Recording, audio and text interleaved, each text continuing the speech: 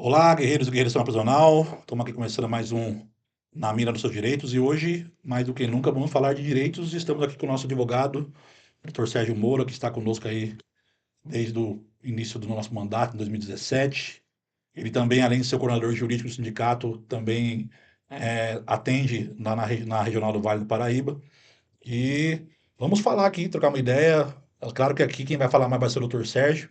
Vamos perguntar, tirar a dúvida de vocês e as coisas que estão acontecendo no mundo jurídico da nossa categoria, as coisas novas, alguns julgamentos, como essa questão aí de agora não reduzir mais a classe quando aposentar, e, e algumas vitórias que nós tivemos no judiciário, como né, voltamos a ganhar aquela ação de novo lá para o Estado fornecer o raio-x. Então vamos trocar aqui várias ideias e para tirar essas dúvidas, depois vamos preparar uns cortes para vocês também, para o vídeo ficar registrado e vocês saberem como que funciona o jurídico do Sim Penal, o antigo Cifus-PESP. E, doutor, se apresenta o pessoal aí, vamos lá, e vamos começar aqui o nosso bate-papo. Bom, boa noite, primeiramente, desejo muito que esclarecimentos que a gente faça aqui possa aí, né, vai ter, tenho certeza, muito mais penetração do que a linha de frente de atendimento que a gente faz em regime de plantão, no sindicato semanalmente. Considero aqui como se fosse uma consulta coletiva. E eu faço questão de que seja bastante rico em esclarecimentos. Bom, doutor, é isso aí. Então vamos começar aqui. Vamos começar com o que o pessoal tem mais perguntado, Sim. foi sobre a ADI, a ADI 7676. E eu queria que o senhor explicasse para nós aqui, fique à vontade para falar mesmo, desde o início, porque ainda por hora a decisão não transitou e julgou. Mas ela transitando e julgando, né, ela sendo julgada e estando pronta aí para realmente valer, o que vai trazer de vantagem aí para os policiais penais e para todos os servidores públicos, porque não é somente para os policiais penais. Bom, é, é, o que foi decidido na ADI, eu acho que é de ganho muito grande, mas né, dentro de uma linha jurisprudencial que já vinha sendo seguida pelo STF, no sentido até de ter tema de repercussão geral que já versava sobre o tema. Mas se a gente tem o tema de daí pode me perguntar assim, mas se a gente tem o tema de repercussão geral, e agora a gente vai ter ainda a ADI, não vai ser a mesma coisa? O Estado ainda não vai continuar praticando a arbitrariedade de não se vincular àquilo que a jurisprudência definiu como tese? Eu acredito. Eu acredito não, eu tenho certeza, porque isso é uma questão técnica. A diferença entre o que está decidido já em plenário na DI, que não transitou em julgado ainda, mas o que for decidido finalmente na ADI, ela vai ter uma força maior do que aquilo que a gente já tem decidido em tema de repercussão geral, porque a ADI ela vai ter força vinculante. Mas o que, que é, como assim ela vai vincular? A gente usa o termo vinculação quando aquele que é destinatário da decisão, né, em entendimento jurisprudencial para aplicação coletiva, aquele ente, no caso do tema de repercussão geral, ele não, ele, a administração ela se diz não vinculada, ou seja, o tema de repercussão geral, ele serve para vincular as decisões de primeira, segunda instância, inclusive dos tribunais extraordinário e especial. Ela tem poder vinculativo dentro da esfera jurisdicional, o tema de repercussão geral. Mas não tem. efeito vinculativo ante a administração pública. Então, a administração ela se furta de aplicar o que tem num tema de repercussão geral, porque ela diz que aquilo não tem efeito vinculativo. O que é efeito vinculativo? Ela não tem que acatar aquilo como lei. E qual que é a diferença daquilo que se decide em sede de repercussão geral e daquilo que será decidido no âmbito da ADIM? Qual a diferença? A ADI, ela tem o poder de obliterar a lei. A partir do momento que ela invalida o texto legal, ela acaba assim vinculando a administração, porque a administração não tem mais, não tem mais mote legal para aplicar o entendimento arbitrário dela. Então, as referências de nível e classe lá da Lei Complementar 1354, por exemplo, não serão mais fundamento para a administração reduzir classe e minorar remuneração do servidor que está se inativando. É isso. Na prática vai ser isso. Mas por quê? Por que que não vai mais poder ser aplicado o texto da 1354? Volto a dizer, a ADI ela tem o efeito de invalidar o texto que ela diz ser inconstitucional. A administração, por sua vez, vinculada ao princípio maior da administração pública, que é o da legalidade, não vai ter mais pretexto para aplicação de um texto legal declarado inconstitucional, obliterado e que não pode, por força da ADI, ser aplicado. Essa é a diferença entre aquilo que a gente tem já como tema de repercussão geral, 1207, ele está abaixo daquilo que vai ser, né, reconhecido jurisprudencialmente como uma ADI, porque a ADI ela tem força, obliquamente ela tem força vinculativa. Então, é necessário, né, entretanto, depois de toda essa de tudo que a gente ouviu de festa, né, nas redes sociais e de repercussão, é importante também, né, frisar que a ADI ela tem que transitar em julgado. E nós temos ainda alguns, né, alguns atalhos processuais ainda para que ela chegue num ponto onde não caiba mais nenhum tipo de questionamento, para que ela transite em julgado e aí então ela oblitere o texto legal. Sem dúvida, eu não estou tirando glória de ninguém, parabéns para aqueles que né, Doutor, também era uma juridicamente, perseguição no sindicato, né? Uma bandeira antiga nossa, né? Inclusive nós estávamos ganhando todas as ações judiciais, hoje a gente estava ganhando, né? então,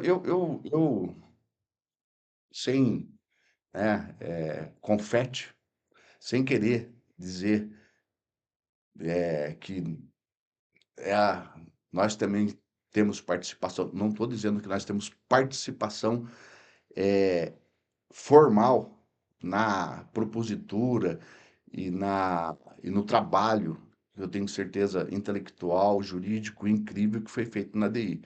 Mas nós temos um trabalho de base que serviu para a tese que foi sustentada na DI. E quero colocar aqui que quando o STF pronunciou que classe era classe mesmo e tinha que ser respeitado, a primeira vitória ainda num processo do ministro Dias Toffoli, o primeiro processo que serviu do que a gente chama em direito processual de distinguish. O primeiro distinguish que foi feito foi numa ação da Lavra, do nosso trabalho aqui no Simpenal. É, do tema de repercussão geral que validou o respeito à classe, o distinguish, que é a distinção do que foi decidido como constitucional, depois no tema 1207, foi começou a caminhar dentro de uma tese que é nossa. É uma tese nossa.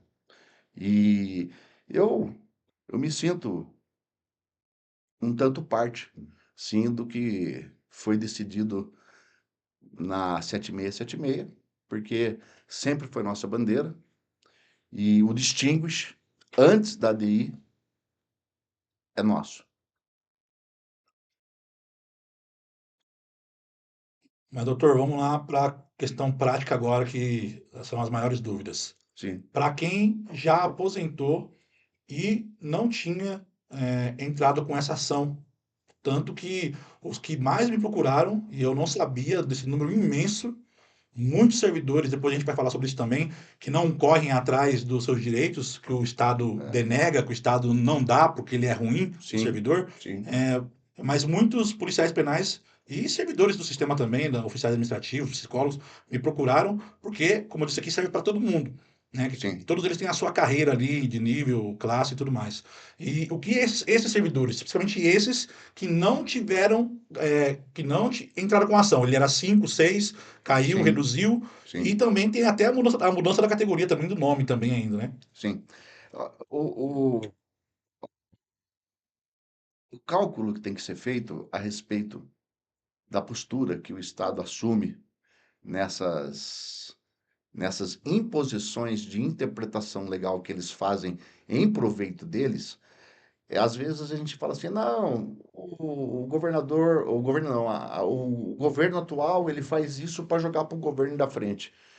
Eu discordo um pouco dessa. Ele cria um passivo jurídico que quem vai pagar não vai ser ele, vai ser outro governante. Não é esse o cálculo que os caras fazem. É maldade. Não, não. O cálculo, além né, da pitada aí de maldade, mas eles fazem um cálculo que é um pouco mais complexo. É, o servidor, né, não estou falando de categoria A nem B, o servidor que não procura o seu direito, o pensionista que não procura o seu direito, esse é o grande motivador da imposição de arbitrariedade pela administração. Porque eles não ligam para o passivo, claro, eles têm um aparato jurídico imenso, bem preparado, que é a Procuradoria-Geral do Estado. Eles têm, né, aparato intelectual, material, para enfrentar demandas. Mas o grande ganho não está em postergar um passivo. O grande ganho está no servidor que, que não procura os seus direitos. Porque ele vai eternamente, ele vai sair desse plano de vida ganhando menos do que ele tinha que ganhar. E ele, por incrível que pareça, por mais que pareça que o número de demandas seja imenso, não é. Porque seria se essas pessoas desinteressadas procurassem os seus direitos. Eles que entram na conta do Estado como ser lucrativo enfrentar demandas. Porque ele não corre atrás do direito dele. Mas quanto que eles são? São quase 50% das pessoas. É, o lesado tem o lesado que procura o direito e tem, para cada lesado que procura o direito, tem um e meio que não procura. Esse, Mas, doutor, eles vão poder agora, terão para ele ter acesso a isso e sim, modificar o seu sim, status, sim. ele vai poder acessar, entrar com a ação. Eu, né, ali na linha de frente, eu posso dizer para você o seguinte, que há, sim, pessoas que,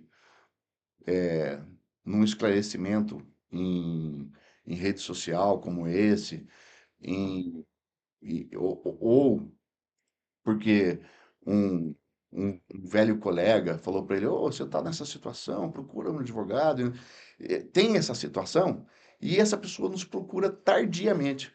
Esse tardio, nesse caso específico, não anula o direito, não só de demanda, como também de reforma do ato de concessão. Porque é uma tese que a gente também com que, que, que a gente, ao longo desses anos a gente veio sempre colocando como uma tese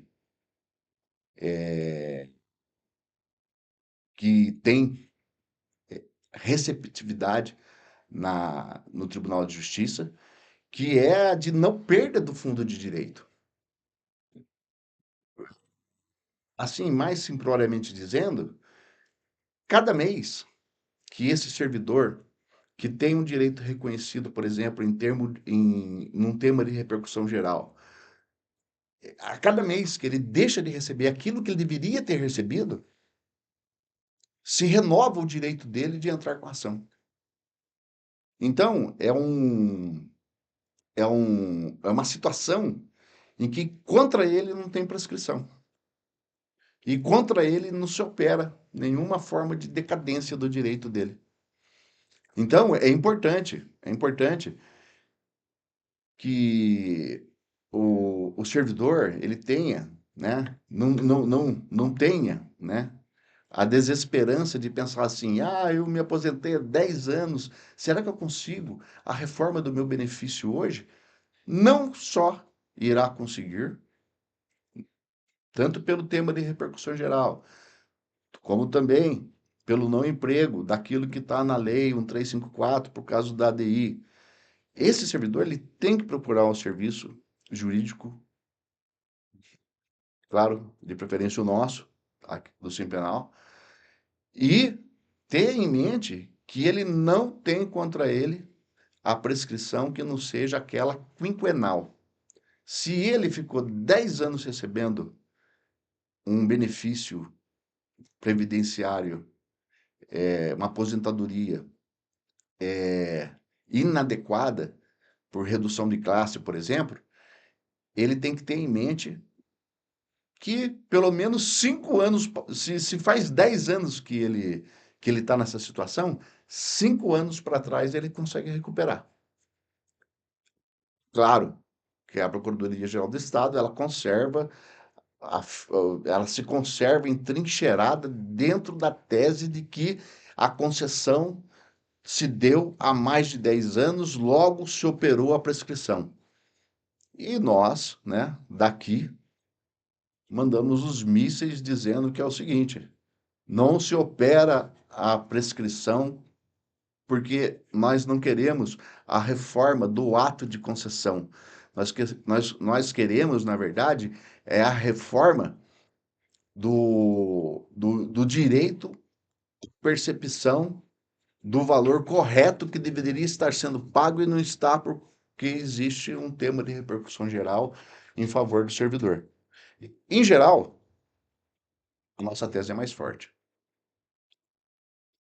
Bom, doutor, então agora esperamos sim, né, que por mais que o Estado vai espernear ainda aí com mais alguns recursos, esperamos sim que esse direito venha e a categoria possa, quem está trabalhando, né, não vai mais poder ter que cumprir os 5 anos, inclusive tem muitas pessoas aí aguardando 5 anos que já vão poder Sim, aposentar, né, e aqueles, mais uma vez, pessoal, vocês que não entraram com a ação, Inclusive, o Sim Penal aqui, nós temos uma forma aqui de filiação. Se você, né, você já está aposentado, mas se juntarem em um grupo de 10 pessoas, nós quebramos a carência e você já pode usar o jurídico do sindicato. Então, eu sei que tem muitas pessoas aí que várias me procuraram aqui, né, montar o grupo de 10 pessoas, vai ser quebrar a carência para dar entrada assim que essa ação. E é claro, aqui no Sim Penal, vocês sabem que a gente sempre está ligado nas redes sociais e assim estamos acompanhando esse julgamento. E assim for julgado mesmo, transitou e julgou, nós iremos mais uma vez vir aqui comunicar a vocês para fazerem essa ação. É, Doutor, mais eu, alguma coisa sobre isso? então, eu gostaria de frisar que não, o ganho da ADI vai ser para aqueles que ainda projetam aí uma aposentadoria para o ano que vem e para anos vindouros. Mas, para aqueles que já estão no prejuízo, ele não precisa do trânsito em julgado da ADI, porque ele já tem a favor dele o tema de repercussão geral. Então, se o servidor já está no prejuízo, nos procure mesmo assim. Esquece a ADI. A ADI é para quem vai aposentar. Porque, como eu disse, o Estado não vai ter mais instrumento legal para cometer arbitrariedade, porque não vai existir mais texto para ele interpretar mal. Mas isso é futuro. Hoje em dia, nós temos a 1207, é um tema forte de repercussão geral e que é aplicado. O Tribunal de Justiça do Estado de São Paulo, na, no IRR 21, mais a legislação pertinente, é, todas corroboram com a aposentadoria naquele, né, dentro de um cenário de integralidade e paridade, dentro daquilo que o servidor percebia no ato da concessão do benefício. Não precisa esperar trânsito em julgado da DI. Procure o sindicato, entendeu? Ah, mas eu vou ter prejuízo. É caso de caso. Não vai ter prejuízo. Na maioria das vezes, não. Porque o direito já está amparado. O que a DI vai fazer é não deixar mais o Estado aplicar uma interpretação errônea da lei. Mas o direito, no julgamento, na atribuição de direito, ele já está amparado. Então não precisa, é porque eu tô frisando isso, porque eu vi as pessoas se confundindo um pouco no que ela já tem de direito e naquilo que ela vai ter melhorado. Não, concordo. Certo? É, vai reforçar o, o arcabouço de direito dessa pessoa. Mas ele não precisa esperar pelo trânsito em julgado da ADI. Não precisa. Procure o serviço jurídico do sindicato, porque eu acho até assim como um ato de, de, de procurar por aquilo que sempre pagou. Tem servidor que pagou o sindicato a vida inteira e na hora de aposentar, ele não senta com o advogado do sindicato, ele não leva a CTC dele para o advogado ver, ele, ele não disponibiliza para o advogado do sindicato que está ali gratuitamente para ele não disponibiliza documentação suficiente para a gente analisar e falar assim, ó, pô, segura um mês, cara. Não, mas os caras falaram para mim que tem que aposentar eu agora. O pessoal do núcleo de pessoal da minha unidade falou que eu tenho que aposentar, eu tenho que assinar agora. Não assina, cara. Sabe por quê? Por causa disso, disso, disso. E acontece muito isso. Mas, é o que eu digo, disponha do sindicato, disponha do trabalho advocatício, que somado à luta sindical, o maior tesouro que o servidor penitenciário tem. O Sim Penal, ele sempre está à disposição do servidor. Eu até me atrevo a dizer, como o Fábio acabou de dizer aí, que a gente quebra a carência, porque o interesse maior do sindicato é esse mesmo, de dar respaldo, de esclarecer. Às vezes, não é nem poupar o cara ou poupar o servidor de uma supressão de direito, mas de orientação, entendeu? É bom você saber o que você está assinando, saber o que você está ganhando ou perdendo com a disponibilização de um direito que às vezes vem muito de graça para o servidor, e o servidor ele aceita aquilo e perde. Bom, pessoal, vamos encerrar esse assunto aqui então sobre essa questão da ADI 7676, que dá o direito de permanecer na classe quando você aposenta sem ter que permanecer 5 anos.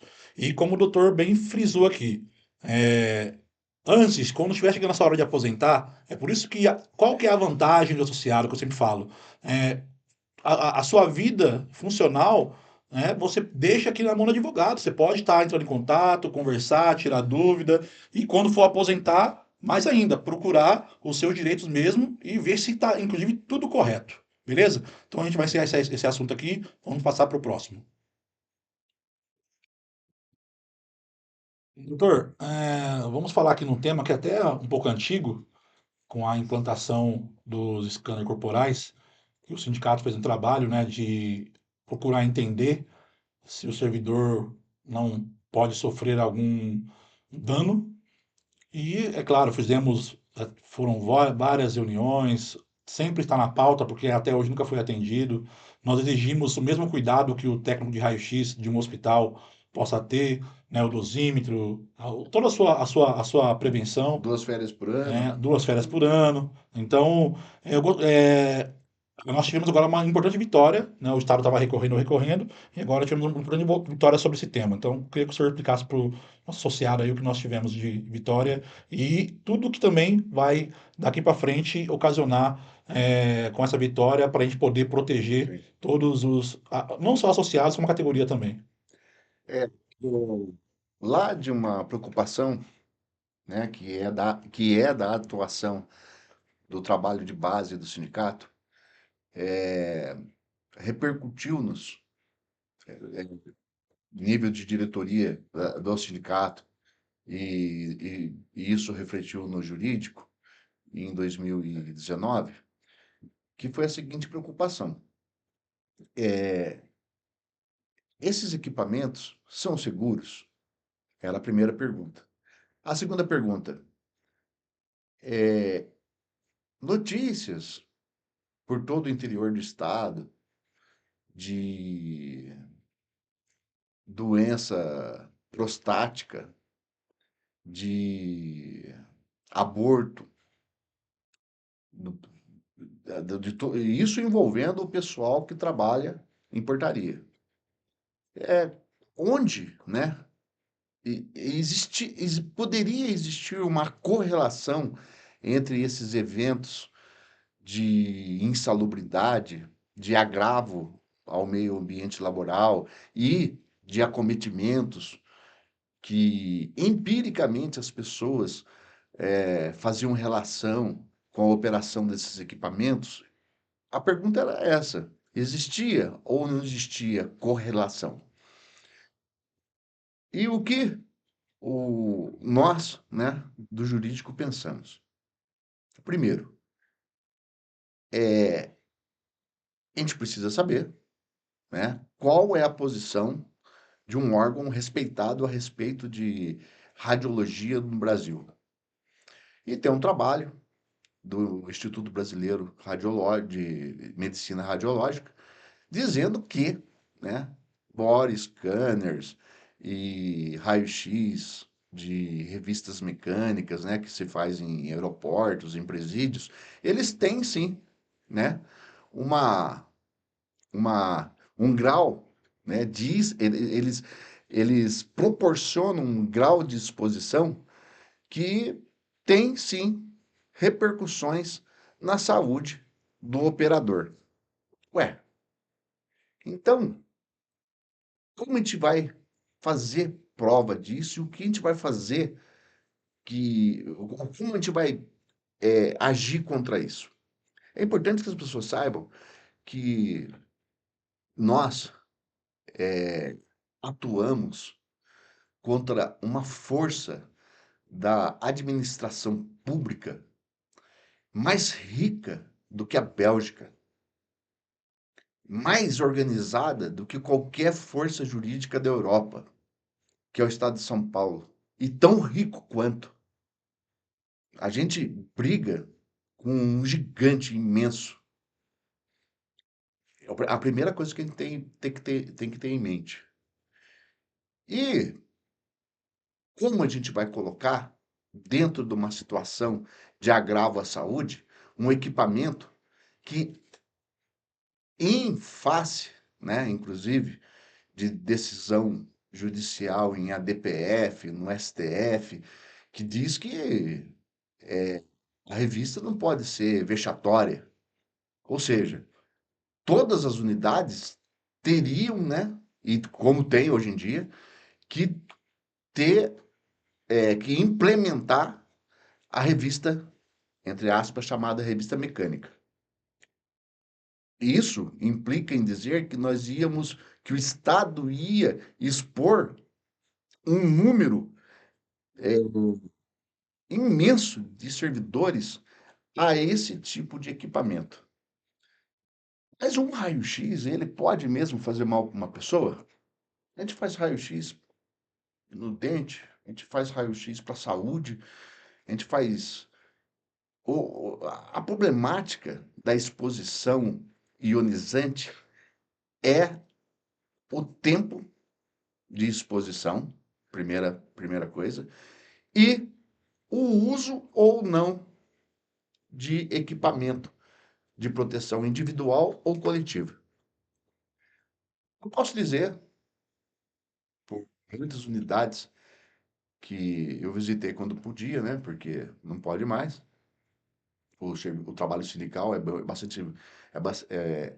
É importante a gente frisar que toda a ação sindical em prol da categoria dos servidores penitenciários hoje em dia está sendo cerceada pelo governo do estado, que não permite mais que agentes sindicais adentrem as unidades em respeito à Constituição do Estado de São Paulo e o Código Sanitário e o Código Sanitário do Estado. Eles desrespeitam a Constituição do Estado de São Paulo e desrespeitam o Código Sanitário do Estado e não permitem que agentes sindicais fiscalizem o quê? Qual que é o medo? Será que é o ionizante? Ou as péssimas condições de trabalho às quais o policial penal e o servidor penitenciário em geral é submetido? Ou é ambos? Na minha opinião, é ambos. Mas, ainda assim, no, especificamente no tocante aos equipamentos ionizantes, qual foi a decisão da diretoria do Simpenal? Vamos buscar nos, nos manuais e referências técnicas de cada equipamento qual é o grau de exposição que ele proporciona. Fizemos isso pelo meio mais amável, né? Que é o meio administrativo. A resposta sequer veio. Tacitamente foi indeferida. Então a gente fez uso do, do direito constitucional de todo cidadão de acesso à informação para saber quem são, o que são, como comem, como se reproduzem essas máquinas. Quem são os fabricantes? Qual o grau de ionização? O que é recomendado como EPI? O que que é recomendado como EPC? Ninguém sabe. E eu posso dizer que, com grande satisfação, eu posso dizer que a ação está em cumprimento de obrigação de fazer, ou seja, está em fase de execução. O Estado impugnou, ainda no âmbito de cumprimento, entrou com uma impugnação, e nessa semana, o juiz, o juízo, né, que, pelo qual tramita essa nossa ação, no qual o dever, com coisa julgada agora, coisa julgada difícil, primeira instância, segunda instância, normal, de ações contra a Fazenda, mas envolvendo ainda STF e STJ. A ação voltou para cumprimento? Voltou. Eles impugnaram. E a impugnação deles sempre gira em torno do seguinte: essas informações são guardadas pelo sigilo em torno da segurança penitenciária. Eles não conseguem, com competência, demonstrar isso em juízo. E, reiteradamente, eles tomaram reveses e agora vão ser impelidas, sob pena de imposição de extraintes, a demonstrar, a expor para o Simpenal o que são essas máquinas, entendeu? Qual o grau de ionização? O que elas demandam no sentido de proteção do operador? E esse, né? A grande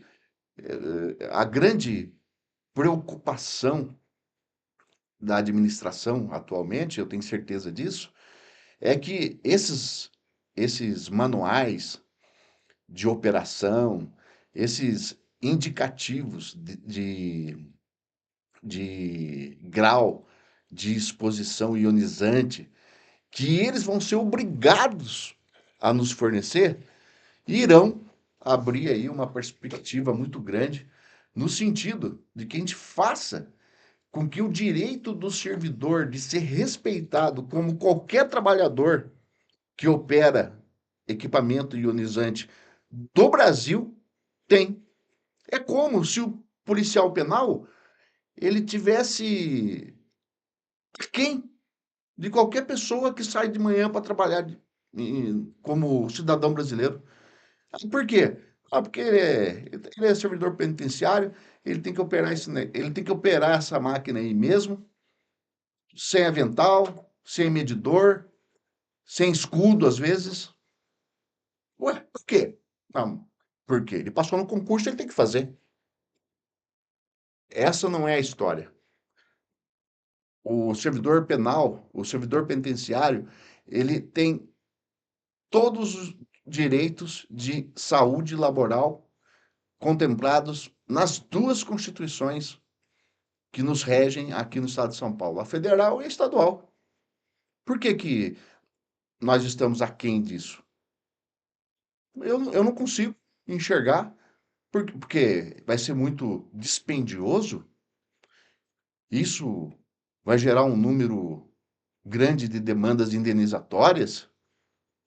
A gente vai descobrir que a irradiação ionizante provocada por esses equipamentos, ela é não suportável sem o uso de EPI ou por, o servidor sabe o que eu estou dizendo, por grande período de tempo. Será que o servidor que trabalha na visita, ele não deveria trabalhar 2 horas, folgar 3, voltar para o turno de novo, trabalhar mais 2 horas, deu 12 horas, ele vai embora para ficar longe do equipamento? Será que a preocupação é essa? Será que a preocupação do Estado é agravar o déficit funcional por tirar a pessoa do posto para que ela fique longe do equipamento por um tempo necessário? O Estado não deve estar muito preocupado em comprar avental. Algo por trás disso, eu tenho certeza que nós vamos descobrir agora aí em pouco tempo. Doutor, então agora Estado. E essa luta aí já tá com mais. Era na época do Lorival Gomes ainda, né? Era. Na época do Lorival Gomes. Então passou o Restivo, e agora o Strike Finger, e agora saiu a decisão. Para vocês verem, pessoal, como que a luta é até judicial, né?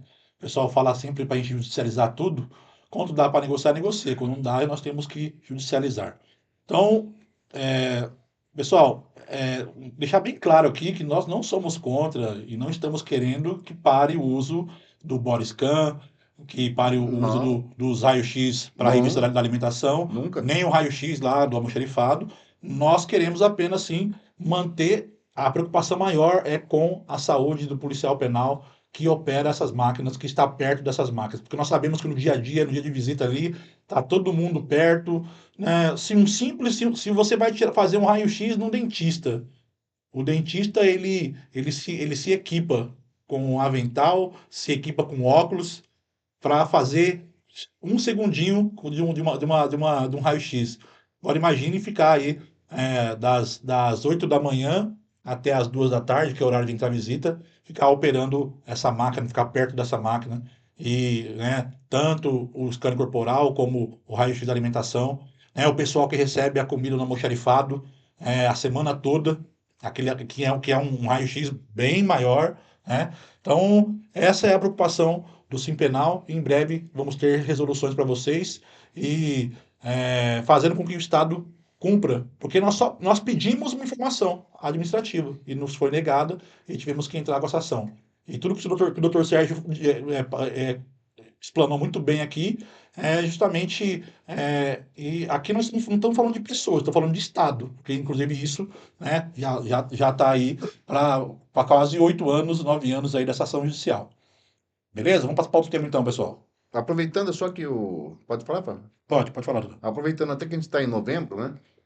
O Novembro Azul, é bastante importante. Eu, eu vou prestar um depoimento. Nós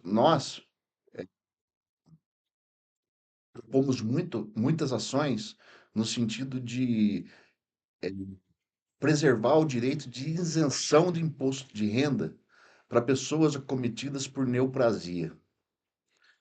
E eu, tristemente, tenho aqui que dizer o seguinte: o número de servidores com câncer de próstata é impressionante.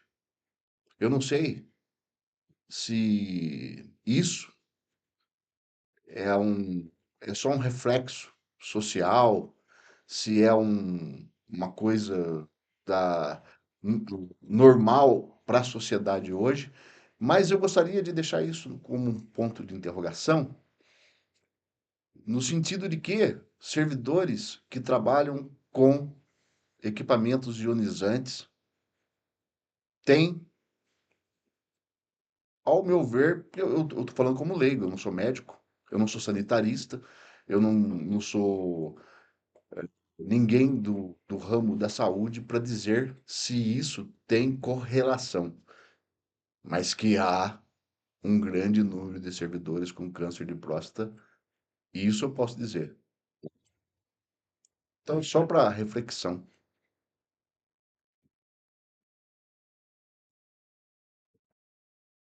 Doutor, vamos entrar aqui num tema bem polêmico e que eu sei que até a administração, quando vê esse vídeo, vai arrepiar os cabelos aí, sobre interdição das unidades. A gente está sendo muito cobrado, né, devido ao déficit funcional, superlotação, vários eventos acontecendo nas unidades prisionais. Tivemos Kaiowá aí, os presos lá do Raio 8 fizeram um motim, por pouco não ganharam a galeria, ganharam a cadeia toda. E todo dia a gente vê no Diário Oficial, estamos até fazendo um acompanhamento para a gente tirar um dado sobre isso, aumentando licença médica, porque todo dia eu recebo, Jabá, não estou aguentando mais. Estou exausto, estou exausto, estou exausto.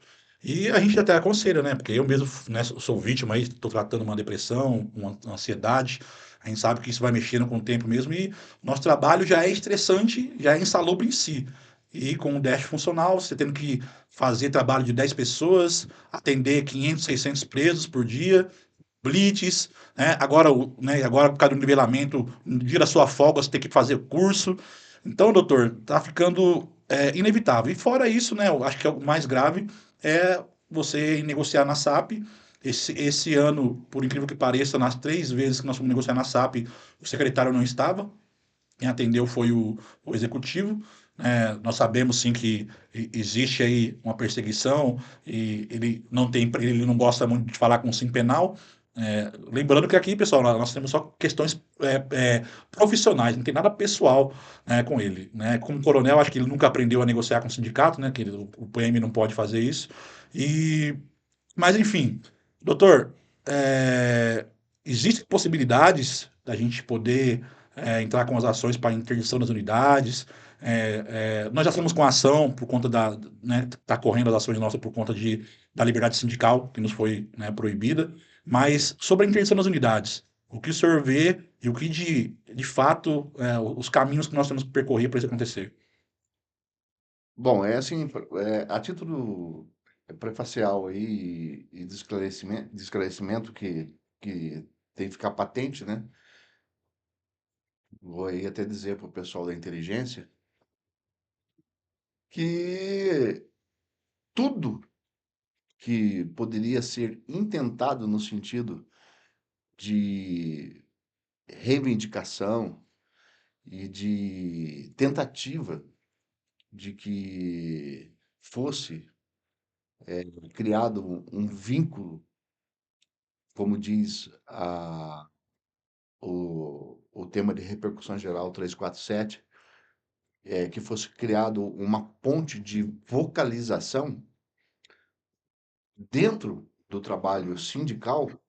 Eu sou testemunha que essa diretoria, todos os caminhos para tentativa de vocalização foram intentados, foram suplicados. E há, né, uma resistência da administração atual muito maior do que outras, pelo menos com as quais eu tive, né, em função do trabalho combativo como advogado, tive a sorte de trabalhar, né, de buscar entendimento entre o que é imposição do Estado patrão e o que é, né, e o que almeja a representação de classe da categoria. Tudo foi intentado com essa administração atual. Eles, de ouvidos moucos e de pouca verbalização e com caneta pesada, eles sempre nos deixaram aí sem respostas, sempre se colocaram, sempre colocaram a representação sindical como inimigos. E isso desembocou na atual situação. Qual é a atual situação? Missão dada, missão cumprida. E essa é a missão que eu tenho da presidência do Simpenal. Qual é a missão? Trabalhar dentro daquilo que é estritamente direito de pleitear, direito de, de buscar na correição que pode ser ofertada pelo Poder Judiciário, de uma condição que, para o servidor penitenciário hoje, é praticamente vida ou morte. É, na linha de frente do atendimento jurídico semanal, que, ao qual eu me presto muito abnegadamente e com grande honra a causa do servidor público penitenciário é a causa da minha vida. Eu posso dizer uma coisa, que nós o Fábio está coberto de razão e a gente tem que buscar outros recursos no âmbito coletivo, no sentido de interditar unidades prisionais, que não são poucas, em que o servidor está sendo colocado, está sendo sujeitado a uma condição de trabalho indigno, uma condição de não reconhecimento do alto grau de nocividade do ambiente, do meio ambiente laboral penitenciário. Está sendo colocado não só, né? Não só está sendo negligenciado, como ainda com o agravo do déficit funcional, o trabalho que ele poderia fazer num posto que já seria, né, de grande perda de salubridade, ao qual ele quis se submeter, porque ele prestou concurso, ele tem vocação, ele ama o que ele faz, ele está sendo ainda obrigado a assumir mais de um posto. Ele está sendo obrigado a ser colocado em condições de total insegurança e que eu, na posição de advogado, eu, na posição de uma pessoa que sinto no atendimento semanal a verdadeira dor dessas pessoas que são submetidas a isso. E eu posso dizer que esse grau de negligência do Estado patrão já superou todas as expectativas no sentido da gente tentar ter esperança de que alguma coisa vai mudar. Ao contrário, a cada ano se agrava. Não há nenhuma medida no sentido de proteger a vida do servidor penitenciário como trabalhador. Porque, na verdade, a gente fala servidor, servidor, seletista, todo mundo levanta e vai trabalhar para trazer comida para a família, para casa, para bem-estar para sua família, meio de sobrevivência, meio de subsistência. É assim a vida do trabalhador e o servidor penitenciário estadual, ele é tão trabalhador como qualquer outro. E ele tem garantia constitucional como todos os trabalhadores do Brasil, independente de ser seletista, de ser servidor federal, de ser servidor estadual. O que fazer, então? Mais uma vez, eu vou aí usar a expressão do BOP, né? Bem ordinariamente. Missão dada é missão cumprida. O Fábio me pediu, e nós temos, sim, estratégias jurídicas em vários, em vários nichos da administração, não só, né, judiciária, mas outros escalões da fiscalização do trabalho digno do brasileiro. Graças a Deus, aí com trabalho exemplar do Dr. Nilson Braga, que trabalha com a gente hoje em dia, a gente pode dizer que a gente pode levar demandas para a Fundacentro, que é o maior órgão fiscalizador do bem-estar laboral do Brasil. Nós temos todo um aparato voltado para a segurança do trabalho e para a saúde laboral, que hoje em dia não tem, não tem noção do que um servidor penitenciário paulista passa. Porque eu, como advogado, passo por mentiroso. Eu passo por charlatão.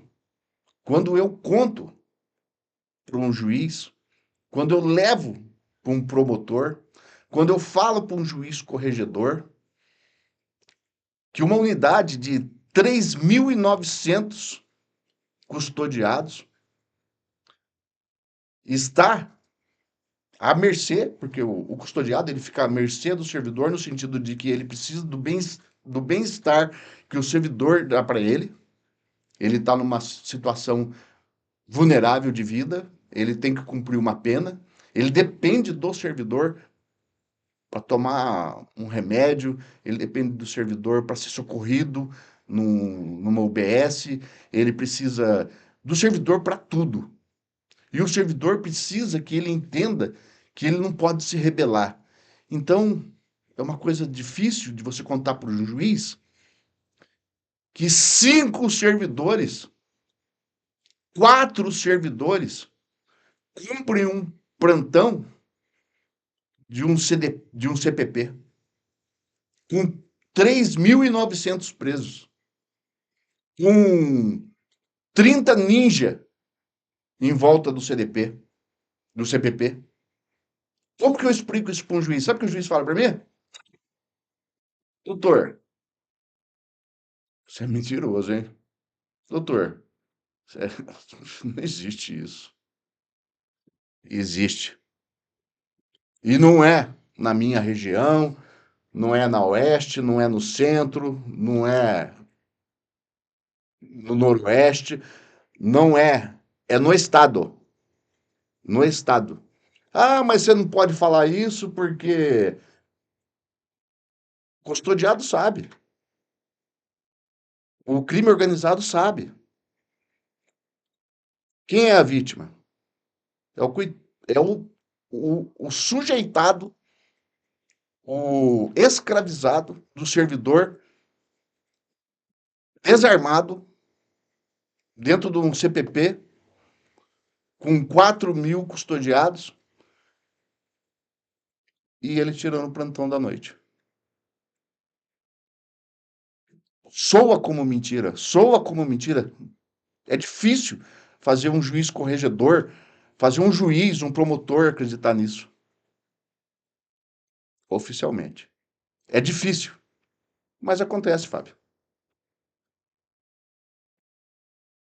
Doutor, na verdade, o senhor que até vocês verem como o doutor aqui está bem, é, é, tá, ele está aqui até desabafando o desabafo de quem ele atende, né? Porque nossos advogados, eles também até funcionam como psicólogos, porque mesmo no atendimento online, no presencial, numa chamada de vídeo, o nosso policial penal e todos os servidores do sistema prisional quando vão para um atendimento, levam as suas demandas, as suas queixas Suas e, dores, né, as suas dores, e, porque o policial penal, o servidor do sistema prisional, ele não é um super-herói, então ele adoece.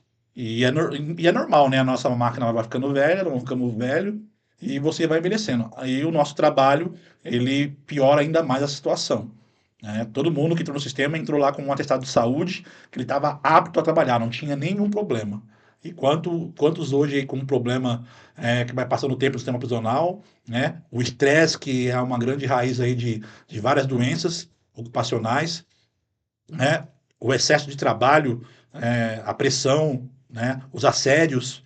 Então, nós temos muito trabalho pela frente e essa vai ser mais uma missão que nós vamos colocar. Já fizemos alguns experimentos, nós tivemos algumas perdas sim, mas aprendemos e por isso que nós vamos tentar novamente fazer com que se interdite a imunidade prisional, que seja uma, para o governo saber que nós não estamos de brincadeira.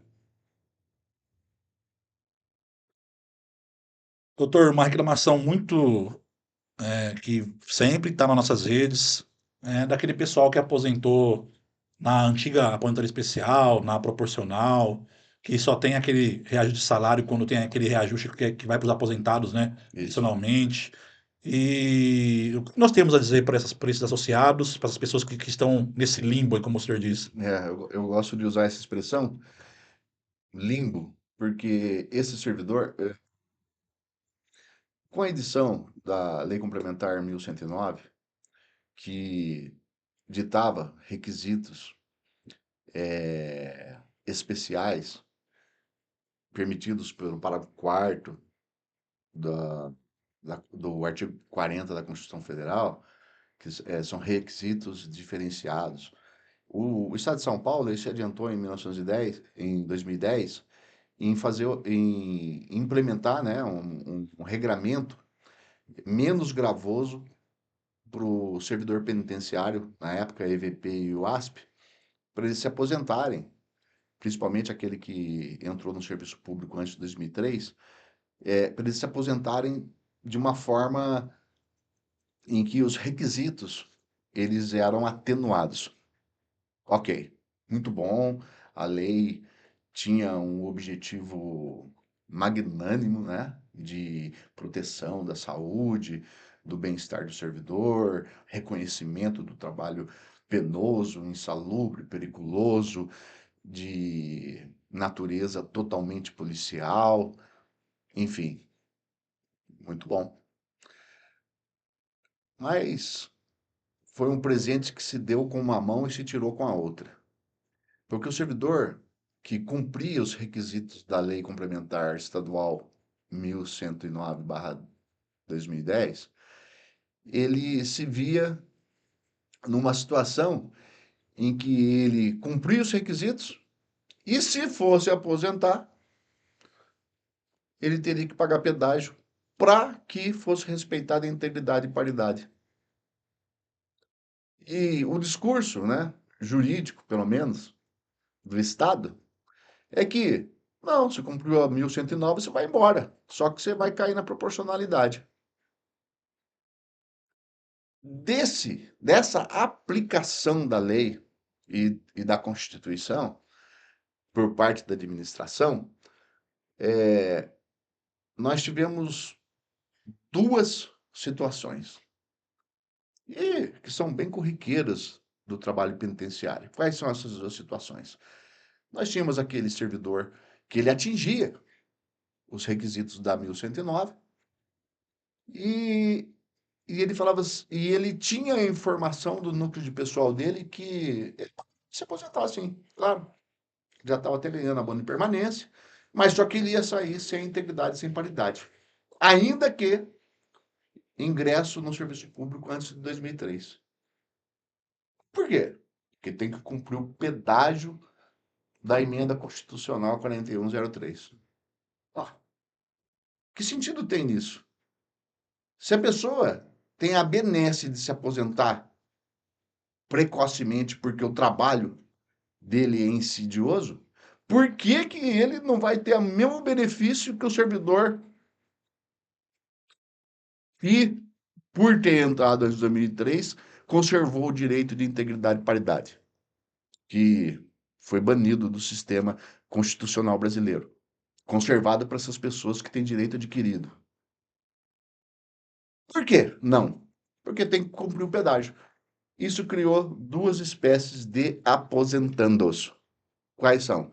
Aquele que não aguentava mais o serviço penitenciário penoso e não aguentava mais o que o sistema penitenciário tem para ofertar hoje para o servidor, no sentido de segurança, no sentido de conforto psicológico, de segurança contra agravo biológico, contra agravo ionizante, pessoa que vive, o servidor que está me ouvindo sabe disso, num estado de atenção permanente, muito, muito, muito prejudicial à saúde.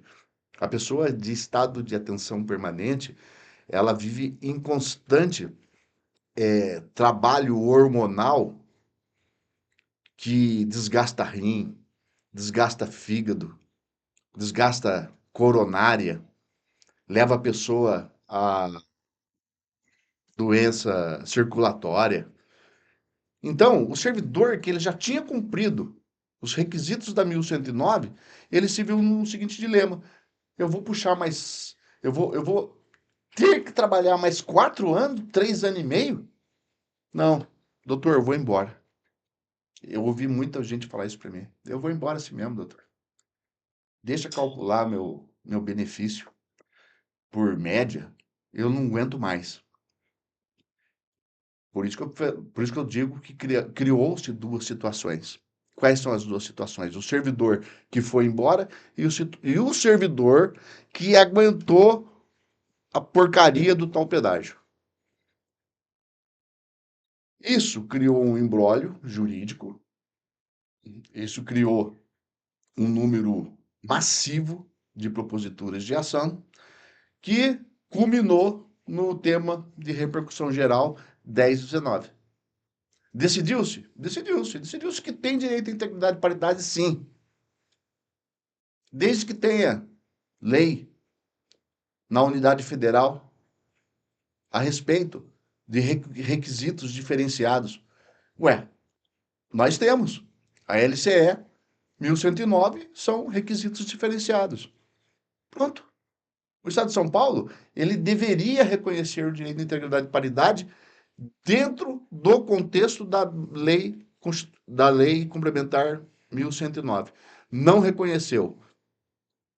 Teve contra si o tema o tema 1019 do STF. Não contente, abriu representação, grupo representativo, para dizer que a menção da lei complementar federal 5185 não se remete ao servidor público penitenciário. Falácia. Porque muitos servidores penitenciários, antes do advento do tema 1019, se aposentaram, sim, por meio dos requisitos da Lei 51/1985, que é dirigida aos policiais civis e que também se prestava a aposentar os servidores penitenciários sob o aspecto jurisprudencial. Bom, isso criou o quê? Por isso que tem aí a palavra, tem a menção, por minha parte, do termo limbo. Essas pessoas, elas se encontram num limbo jurídico. E que limbo é esse? Eles têm um direito reconhecido pelo STF, eles têm um direito reconhecido pelo Tribunal de Justiça do Estado de São Paulo, ERDR 21, eles têm eles deveriam estar recebendo aposentadorias com integridade e paridade. Eles estão vendo os colegas que cumpriram o pedágio hoje com os proventos de benefício de aposentadoria bem maior do que o deles.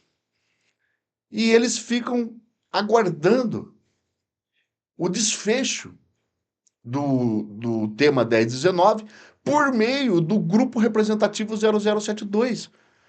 E quando que vai acabar essa novela, doutor? Essa é a pergunta que me fazem sempre. E a notícia boa que eu tenho para dar para a categoria nesse momento é o seguinte: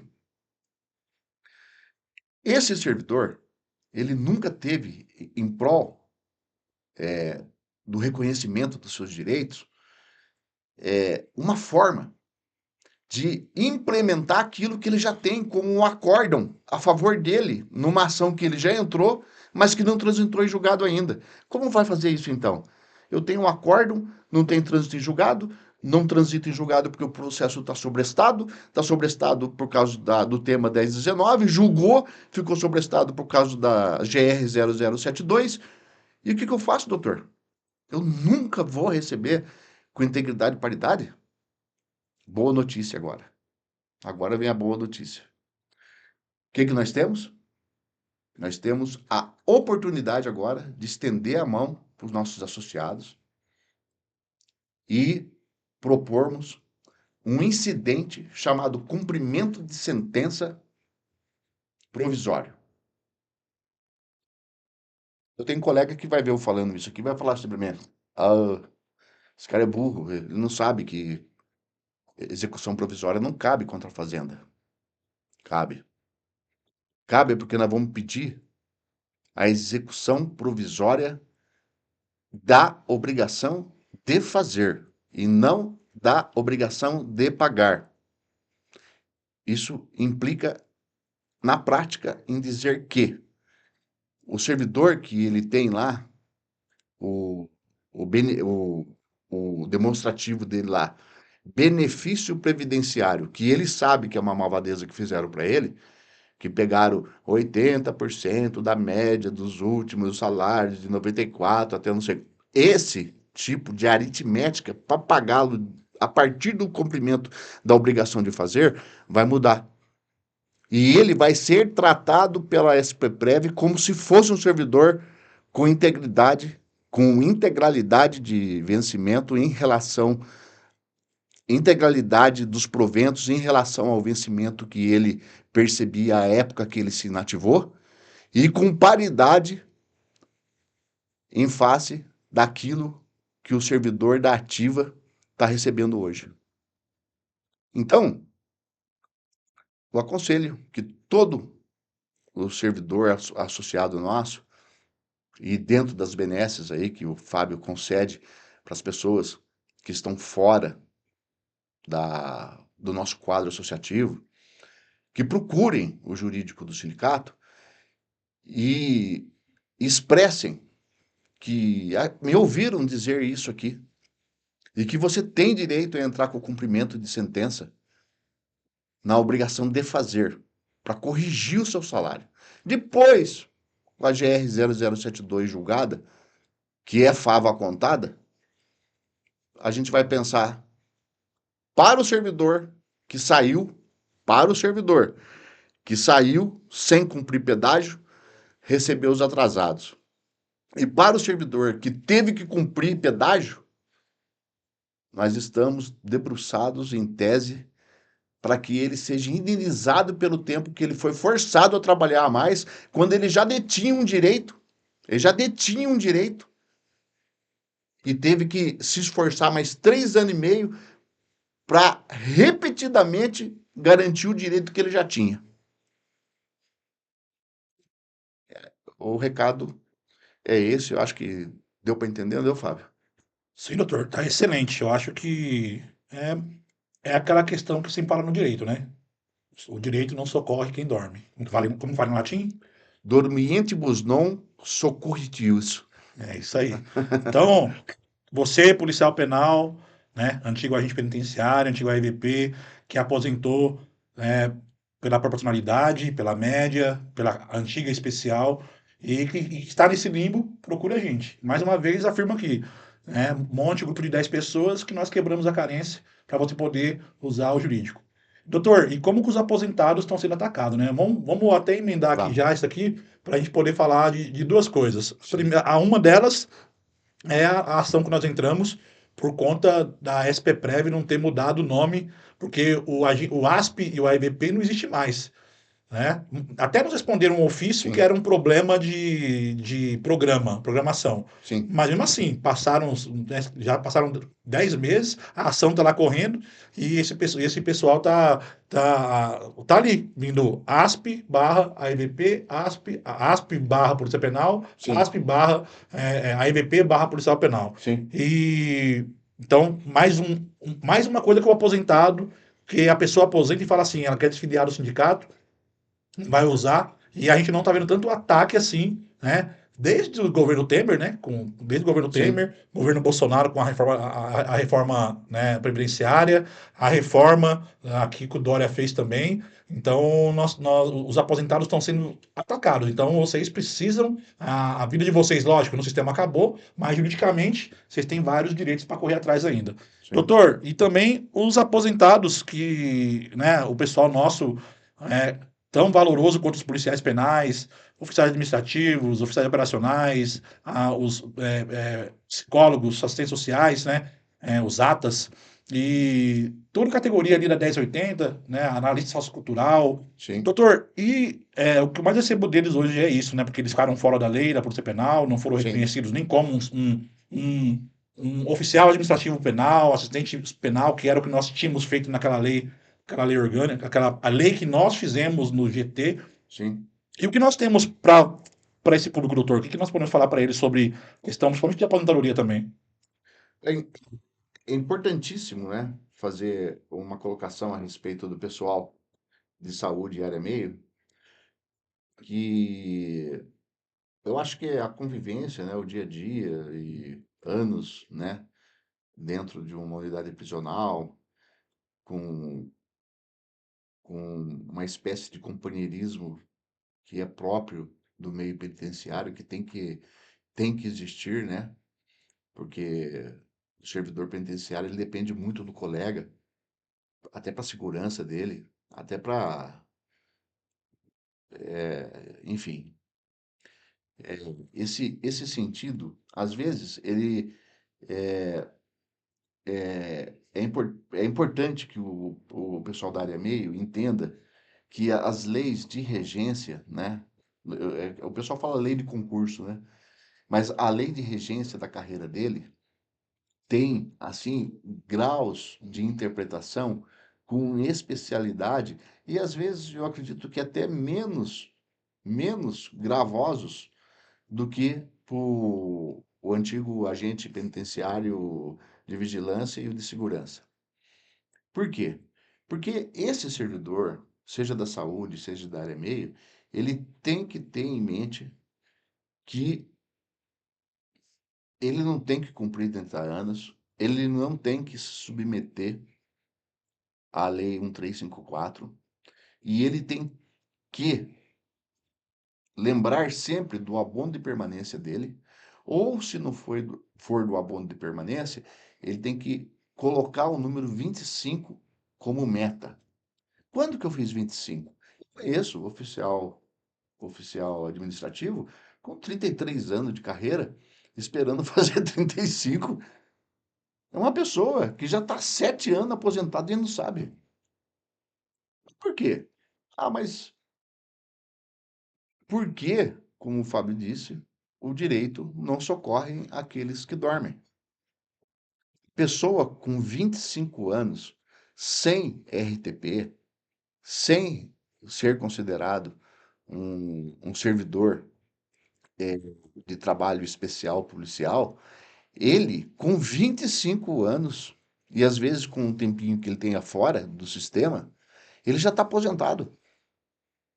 E é muito comum a gente, no atendimento, no plantão jurídico, a gente se deparar com o pessoal do administrativo, do operacional e o pessoal da saúde, com 30 anos de casa, 35 anos de casa. Ah, mas eu posso aposentar? Pode, porque a relatividade dos requisitos diferenciados que são ofertados para os antigos AEVPs e para os ASPs, hoje os policiais penais, não era ofertado para o servidor da área meio e nem da área da saúde, mas em compensação, eles têm a favor de si o privilégio que o ASP não tem e que o AEVP não tinha também, da aplicação da Lei 8.213. Mas a lei do regime geral se aplica a nós? Se aplica. A súmula vinculante 33, por falta, por falta de arcabouço legal no estado de São Paulo que ampare o servidor, a lei 8.213, ela é aplicável ao ser... Não vamos falar dos requisitos diferenciados que são dos policiais penais hoje, né? Antigos ASPs e EVPs. Mas o pessoal do área meio, os oficiais administrativos, operacionais, os motoristas, pessoal da linha de frente de saúde, estão com 30 anos trabalhando. Tem que assistir mais o podcast do Fábio. Tem que se informar mais pelos canais do Fábio Jabá, que vem batendo nessa tecla já faz tempo, entendeu?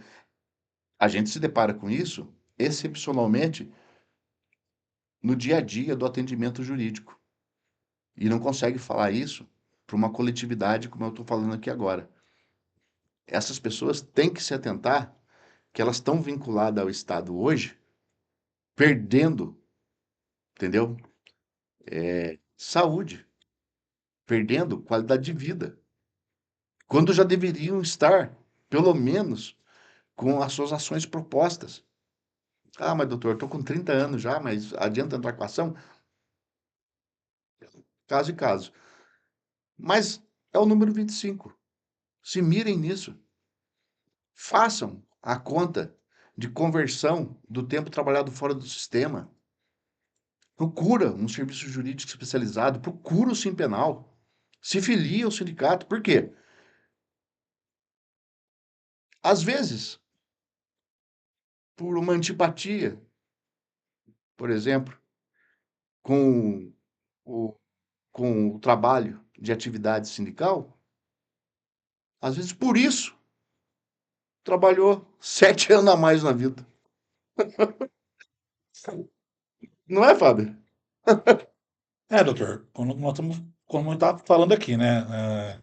O dever, o Estado nos impõe, se nós não cumprirmos, Sim, eles no caneta, nos põe na rua. sim, A SAP é campeã nisso. Eu fico vendo alguns políticos aí falando sobre o serviço público é muito regalia, né? Mas nós sabemos que é lá topo, né, para os altos salários. Não é para quem está mas aqui embaixo. isso não é fábrica, Aqui não. e na SAP nós temos aí todo dia publicado aí várias demissões. Claro que algumas são provenientes de erros gravíssimos mesmo, mas algumas, né, até vêm de perseguições. Então, o seu direito, é por isso que nós nos tornamos especialistas em defender direitos. Dever tá ali o patrão para nos cobrar, com uma lei orgânica nova que veio e que colocou 50 artigos aí de punições, de faltas. E dentro disso, doutor, também para falar sobre um pouco da lei orgânica, a gente está recebendo muita reclamação do pessoal que está fazendo os cursos no dia de folga. Sim. E se não bastasse o dia de folga, tem aquele pessoal que trabalhou essa noite e amanhã sai Para fazer e, curso. e fica até às 8, porque muitos moram longe da unidade, não dá, Sim. se ele for e voltar, ele está enrolado. E ele fica lá mais das 6 até às 8, esperando aí o início do curso. Eu já disse aqui nas nossas lives, né? Agora para o senhor até complementar também sobre isso, das ações, estou falando pessoal, doutor, até me corrija se eu estiver errado, né? Porque com o advento da Lei 1416, da Polícia Penal, nós não temos mais o RETP. Por mais que o artigo 12 copie ali, ele até piora o texto do RETP, Sim. mas o RTP era um regime exclusivo de trabalho policial. Sim. Tá na lei, mas está ali bem deformado, igual eles deformaram Sim. na lei nossa. Mas hoje nós temos não só a hora extra, como banco de horas, coisas que nós podemos reivindicar se não for numa negociação, mas também judicialmente, né, doutor? Quem sabe até o adicional noturno. Adicional noturno também. Então.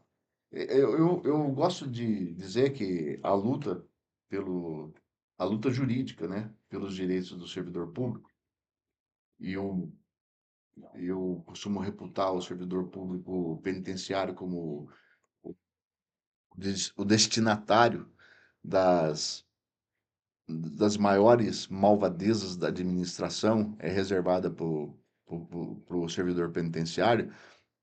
Não sei por quê. Às vezes até brinco com o Fábio, que eu falo assim, é difícil defender patinho feio. Mas é uma realidade, entendeu? Parece que é, eles, eles há assim, sabe, uma atmosfera de caixinha de malvadeza, sabe? A própria lei 1361, né, que é uma lei supressora de direito e né, sem o que a gente costuma dizer, né, de leis complementares, elas deveriam ter exposições de motivo. É uma lei sem exposição de motivo, supressora de direito, fica quieto, cala a boca e vai trabalhar. Uma lei que foi imposta de cima para baixo e nunca ninguém conversou com um dirigente de classe, nunca alguém perguntou para um servidor se aquilo era justo. Claro que não era, né? A resposta seria imediatamente essa. Mas foi uma lei que nasceu do nada. Ela foi publicada num sábado de manhã, no Diário Oficial Extraordinário, sabe?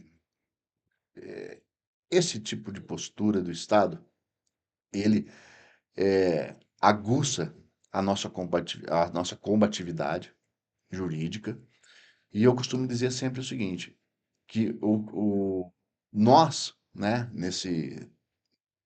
eu até reputo também loas para os advogados que que me antecederam no trabalho de representação sindical no Cefospersp, sempre gente muito abnegada, gente muito compenetrada com o que estava fazendo, gente com conhecimento jurídico, que sempre defendeu o servidor penitenciário no Cefospersp, hoje o Simpenal.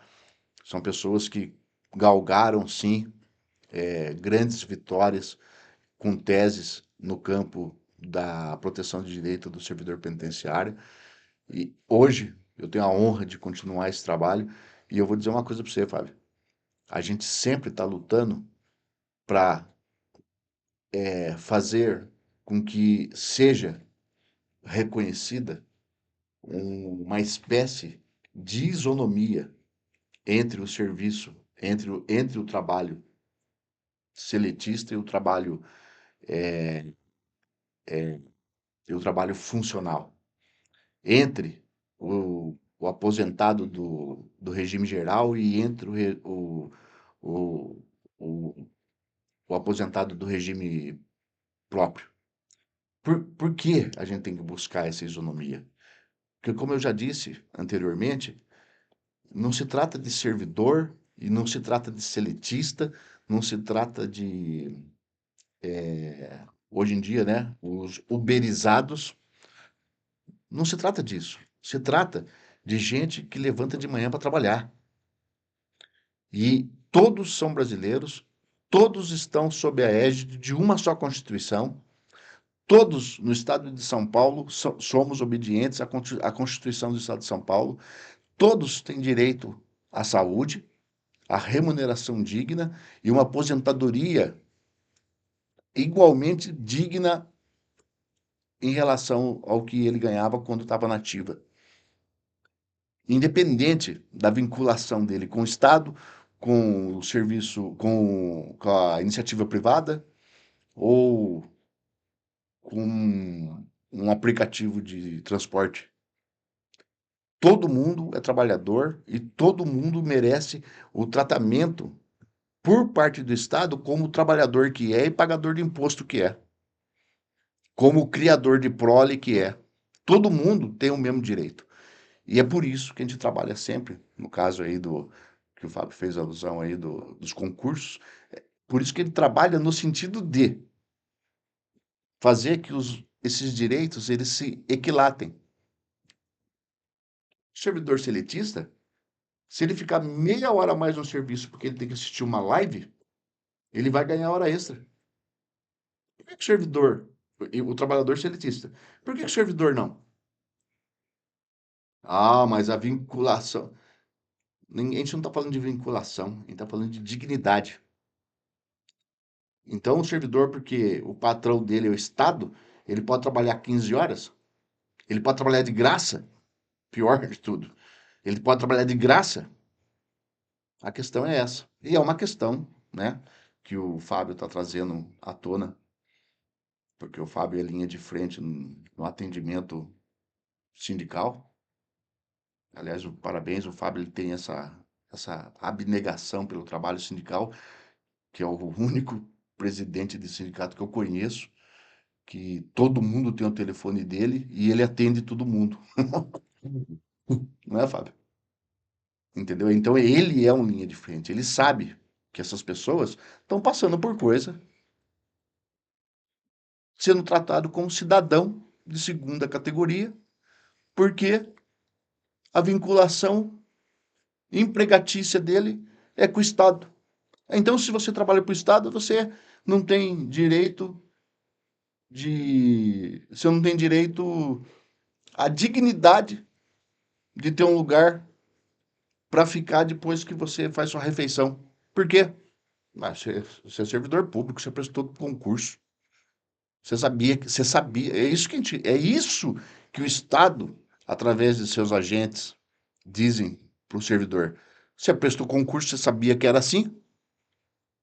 Sabe o que é isso aí? É inversão de valores.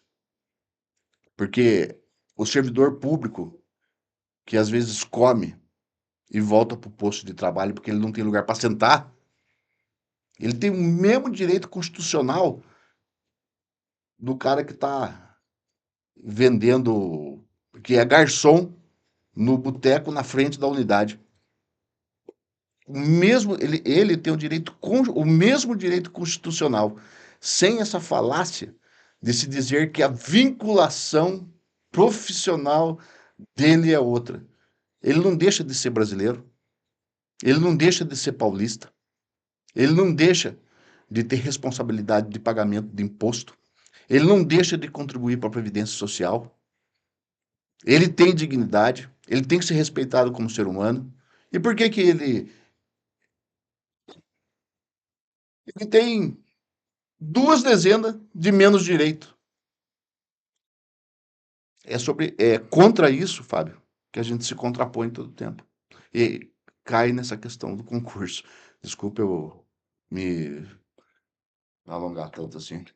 Não, doutor, o senhor está aqui para à vontade e é bom o pessoal conhecer até a sua história e até vamos entrar aqui, nós já conversamos antes, é, até para vocês entenderem, pessoal, porque o doutor Sérgio, inclusive, quando eu o conheci, eu estava aqui naquela batalha de 2017, que ganhamos a eleição, o sindicato indo na bancarrota, e nós queremos erguer o trabalho, e aí eu fiz uma reunião com os oficiais operacionais, que eu sou o doutor Sérgio, lá no Vale do Paraíba, Foi mesmo. foi quando fomos sair para comer um negócio depois, e ele me expôs aí um trabalho que ele fazia, e falei, doutor, o senhor tem que ser o nosso coordenador jurídico aqui.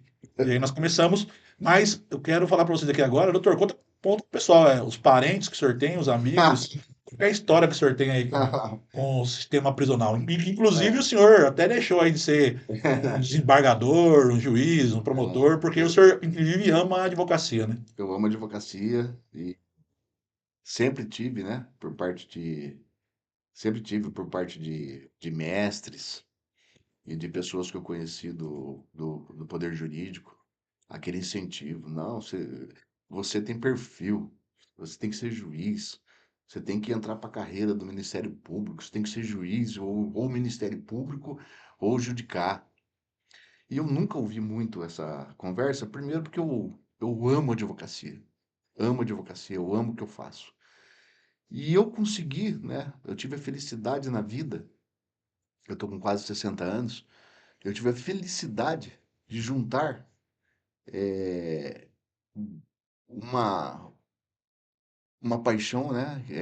De família, familiar, porque eu sempre tive tio, guarda, guarda de presídio, depois ASP, um homem admirável, um verdadeiro herói.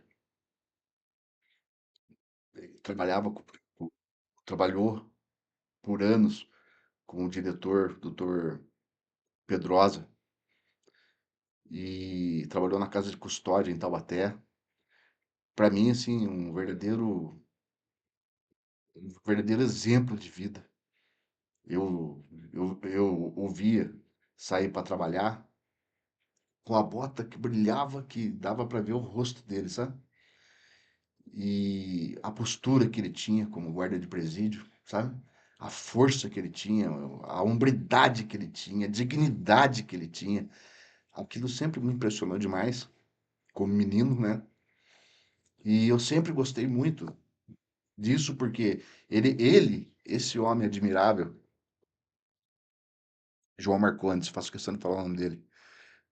O meu tio João, ele ainda teve a felicidade de, já aposentado, ver a filha ser diretora, uma grande diretora da, da Pelletier, em Tremembé, uma grande diretora que pediu demissão do serviço público, entre aspas, né? Porque ela pediu para aposentar, ela pediu para sair do cargo de diretora, foi para outra unidade trabalhar administrativamente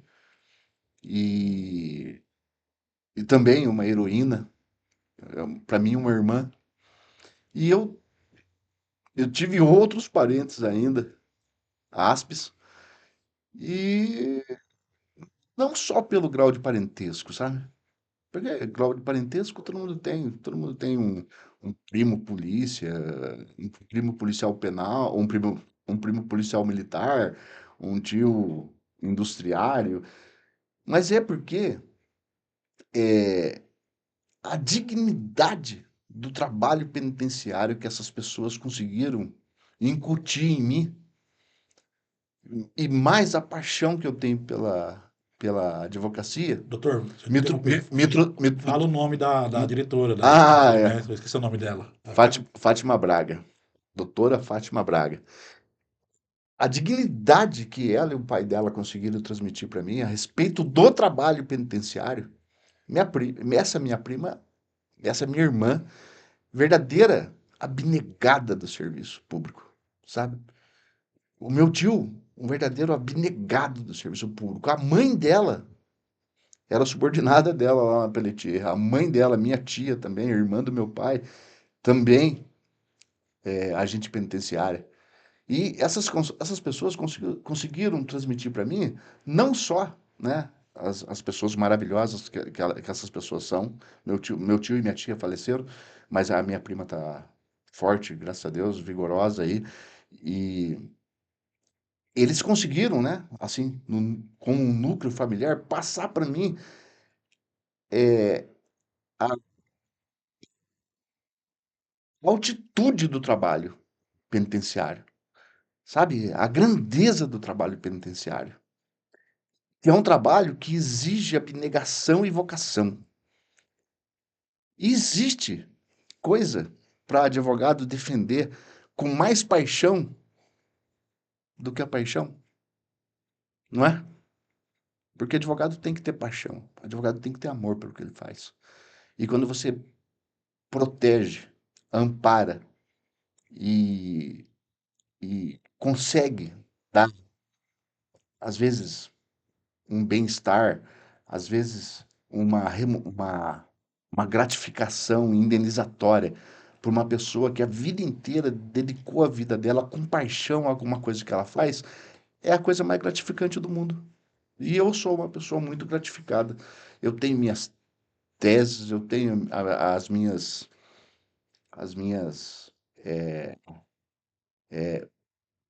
as minhas abnegações no sentido da advocacia, de estudar a fundo o que é o trabalho penitenciário, como pensa o policial penal, como pensa o servidor penitenciário. Eu me dedico isso 24 horas por dia, todo dia da minha vida. E eu faço isso com satisfação, e faço isso com orgulho, e tenho honra de estar com você aqui, Fábio. Eu Bom, tenho doutor, honra de estar com você aqui.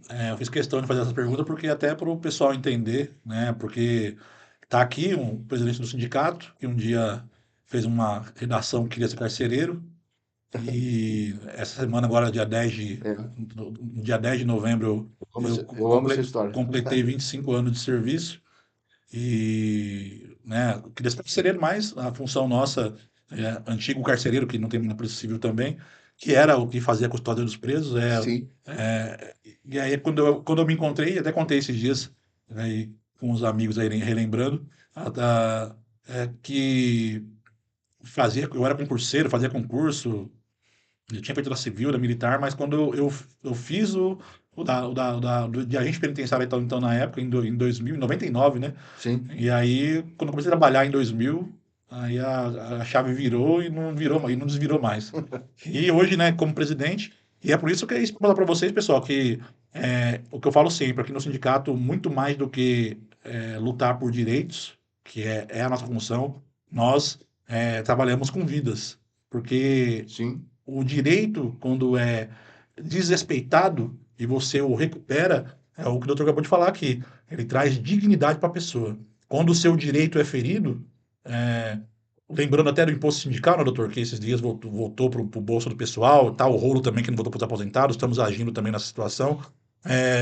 Mas quando você é ali, alguém vai lá e mexe no seu salário, mexe no seu direito, você trabalha aqui hoje e toma um bonde, né, o famoso bonde de oportunidade, você é casado com outro servidor público e o seu direito O seu direito de transferência não é aceito. Inclusive, agora está um absurdo, né, doutor? Estão negando. Tem pessoas que ganham ação, ganham a liminar, vão para a unidade e estão perdendo todas também no STF também.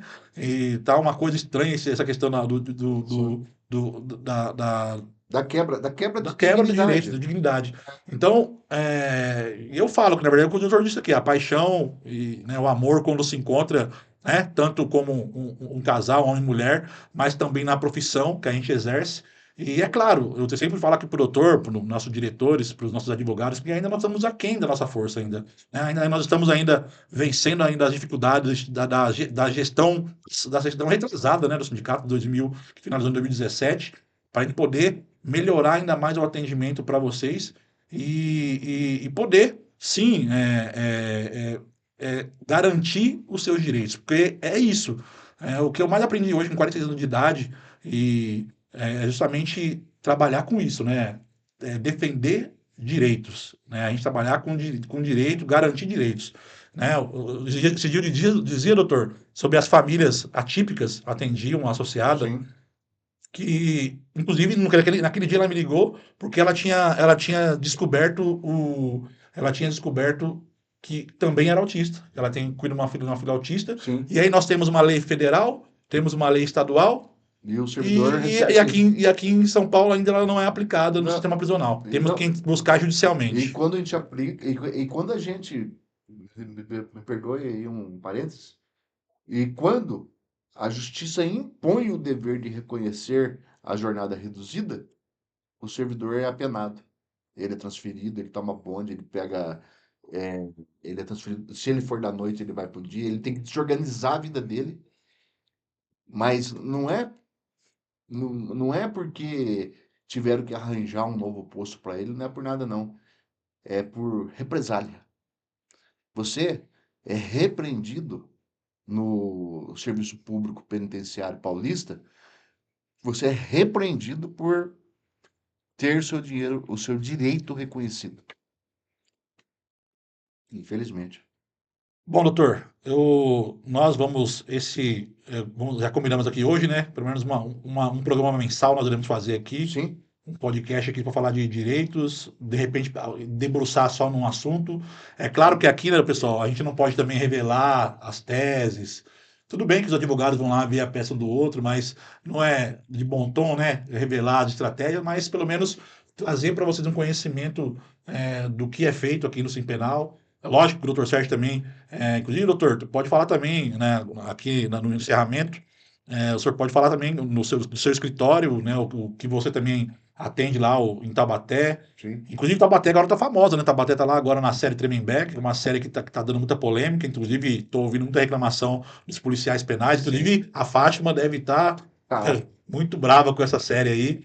E, e o senhor, né, vamos se despedir do pessoal aqui e pode fazer as suas Considerações considerações finais. finais aí e fala um pouco do trabalho lá em Tabaté também, no seu escritório. Bom, eu tenho, volto a dizer, a honra, né, de servir. Na verdade, eu sirvo essa categoria com muito orgulho e, na verdade, eu tenho ação no estado inteiro, né? E, não obstante, seja a minha regional, né? Eu sou de origem lá do Vale do Paraíba, eu sou filho, né, de Taubaté e, e todo mundo do serviço penitenciário, de todas as unidades às quais eu sirvo, desde Potim até São José dos Campos, sabem do fácil, né, acesso à minha pessoa. Graças a Deus, eu me considero uma pessoa benquista no meio. Eu já dei a mão para muita gente e não nego em dizer também que já recebi muito afago, já me deram também a mão em momentos aí particulares da minha vida aí, pessoal. em que eu precisava mesmo de alguém que me dissesse alguma coisa, que me desse a mão ou que me consolasse. E eu recebi isso das pessoas para as quais eu trabalho, com alegria no coração, com gratidão. E, e eu sei que a penetração das produções que o Fábio faz de divulgação do sindicato, elas têm bastante repercussão. E eu já me coloco desde já aqui, dentro desse grande grau de acessibilidade que eu propicio e faço questão de dispor. Eu estou ao dispor de qualquer um que queira conversar comigo, que precise conversar comigo, que precise me mandar um e-mail, que precise me fazer uma pergunta pelo WhatsApp. Eu estou à disposição, como sempre tive, Fábio.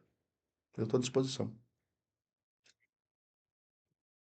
Um abraço para Doutor todos aí. Sérgio, obrigado pela participação. Pessoal, agora nós vamos começar com esse programa aqui, como eu disse para vocês. Isso aqui ainda vai estar aqui no podcast, na mira dos seus direitos, que a gente está falando de direitos. Então, o nosso canal no YouTube vai ter vários programas e vai ter mais. Vamos trazer várias pessoas aqui para a gente poder bater um papo. E hoje, né, nós estreando aqui com o Dr. Sérgio, nosso advogado, nosso coordenador jurídico.